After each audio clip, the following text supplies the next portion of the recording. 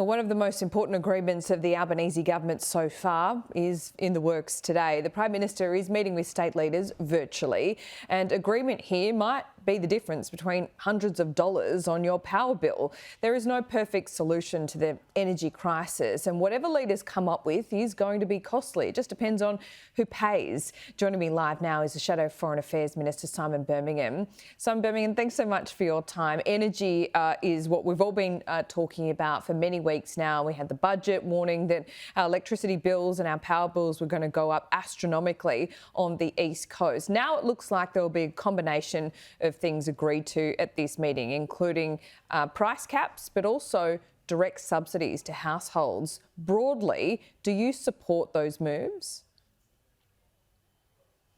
Good morning, LJ. We'll wait and see what the details are and try to understand then whether there are actually going to be price reductions for Australian households, and it's for the government to explain if there are, how much, when households will see them, what that will mean for them, and what the longer term implications are. But there are a couple of concerns that we certainly bring to this. The first is timing.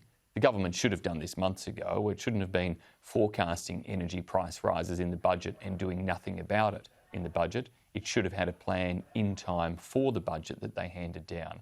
They went to the election promising that energy prices would come down during this first term in government. Instead, they forecast in their first budget dramatic increases, but had no plan to deal with it. So timing's the first problem. Then the other problem and concern really is whether the types of interventions they're going to undertake will over the long run just make a difficult situation worse. And by that I mean, will they actually scare away investors in the future, meaning that in terms of gas available for the domestic market in the future, we end up with even more shortages, more pressures, because there are already problems with the government cutting programs designed to increase gas supply. There are problems with how long it takes in terms of the approvals process, and there's uncertainty before the courts around that approvals process for new gas projects now. And now if you create investment uncertainty on top of that, well, we can actually see a situation where the government might provide something that they can claim as some sort of short-term relief, but it may actually result in more long-term pain. Do you really buy this argument of sovereign risk that, you know, these companies, if they can't make these enormous super profits, which they are, will just, you know, for example, leave coal in the ground? Well, Jay, again, we have to see the detail of what the government is actually proposing, but they should have, particularly when it comes to the gas companies, been able to drive a harder bargain and without necessarily going down the path of direct regulatory intervention in the form of price capping or whatever it is they're going to come out with today. But it's for the government ultimately to explain whether households are going to see a reduction in their power bills, if so, how much and by when. They're the details that Anthony Albanese needs to spell out at the end of his meeting today. We look at WA at this point in time with great envy, I think, because they have a different system. They have a gas reservation policy whereby 15% is reserved for the domestic market, and that essentially has a price cap on it. Is it, in your view, insurmountable that we can have something like that done on the East Coast and done quickly?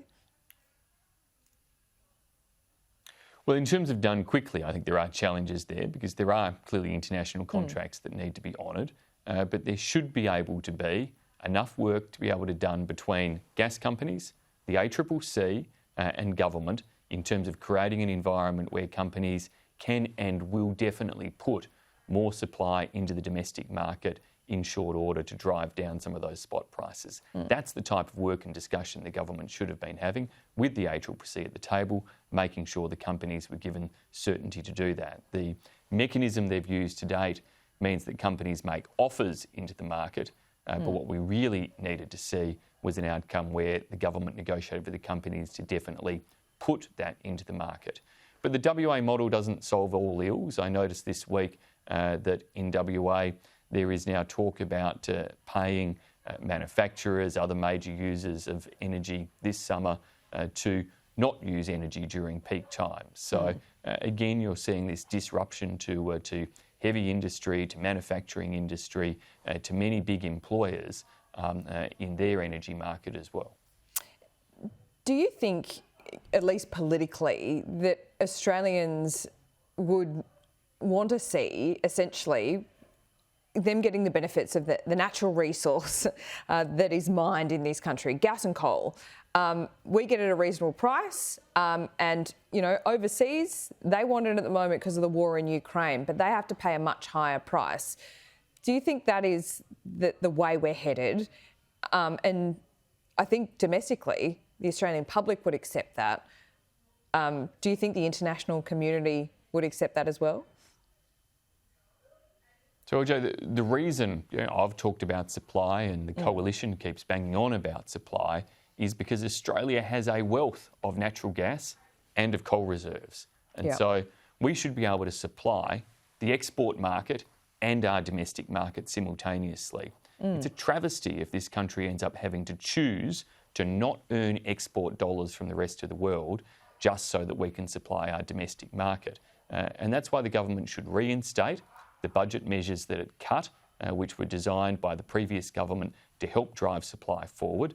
They should bring forward legal reforms to address the uncertainty around the approval of major new natural gas projects and ensure that those projects, and that uncertainty appears to extend into the offshore wind sector as well. So they should make sure they get certainty for approvals in those projects as soon as possible. And they should be negotiating with the companies and the states to make sure that other regulatory barriers ensure that in the future, and that need only be the medium term, we're actually getting well and truly sufficient supply to keep domestic prices low and to serve as much of the export market as we possibly can. Yeah, indeed. Well, look, the meeting's not till 2 o'clock. I reckon it might be a lengthy one, but we will see what they come up with this afternoon, hopefully. Before I let you go, I want to talk about the Pacific. There is a bipartisan trip to the Pacific plan, which you will be going with Penny Wong. This feels like quite a big moment, this being bipartisan. What do you hope to change there? And is it as big as it seems? Well, Australia is always at our strongest when we speak with one voice. And so the opportunity to make sure that we project into Pacific Island nations the absolute certainty that within Australia, support for those Pacific nations is bipartisan, it is rock solid, and it is something that we are in lockstep in terms of working to continue and to advance. The previous government made big steps in terms of increased representation of Australian diplomatic officials in the Pacific, opening some 6 new missions across the Pacific, creating the infrastructure financing facility that is now funding a number of different critical pieces of infrastructure across the Pacific. They were big steps forward. The new government is building on that, and I recognise it, and it's a demonstration that the trajectory for Australian support of our Pacific family and friends is one of continuity and of continued enhancement shared by both sides of politics. Did your side of politics show the same level of bipartisanship when it came to the Pacific when you were in government? So this is actually replicating something that Julie Bishop did, where she did a bipartisan mission into the Pacific with then Shadow Minister Penny Wong. And so after this election, with the change of government and taking on the Shadow Foreign Affairs portfolio, I wrote to Penny suggesting Julie Bishop that it would be a good thing to repeat she wasn't in the parliament for about, 5 years, in the intervening 5 years. Did that happen in the last term? Well, it didn't, although for more than half of the last term, international borders were largely closed. Fair enough. And travel, particularly into Pacific Island nations, was restricted for health reasons too. Yep, good to point that out. Simon Birmingham, pleasure to talk to you. Thank you.